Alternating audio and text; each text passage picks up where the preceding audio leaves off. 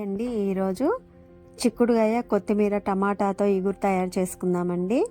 ఒక అర కేజీ చిక్కుడుగాయలు శుభ్రంగా కడిగి మజ్జిగ తుంచి పక్కన పెట్టుకున్నానండి. ప్యాన్ పెట్టి ఆయిల్ వేసి పచ్చిమిర్చి ఒక 10 కట్ చేసి వేసుకున్నానండి. ఉల్లిగడ్డ కూడా ఒక హాఫ్ చెక్క కట్ చేసి తాలింపులో వేసుకున్నాను. జీలకర్ర అలాగే వెల్లిపాయ వేసుకున్న తర్వాత కొత్తిమీర వచ్చేసి ఒక కప్పు యాడ్ చేసుకున్నానండి. తాలింపులో కొత్తిమీర ఎక్కువగా వేసుకోవటమే ఈ కర్రీ యొక్క హైలైట్ అండి.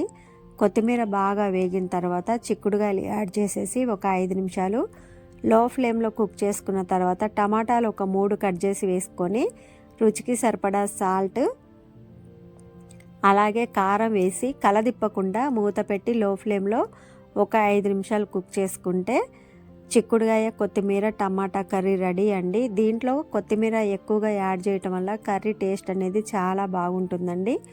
మనం రెగ్యులర్గా పచ్చిమిర్చి దంచి వేస్తాము, కానీ దీంట్లో తాలింపులో వేసాము. అలాగే కొత్తిమీర కూడా చాలా ఎక్కువగా వేసామండి.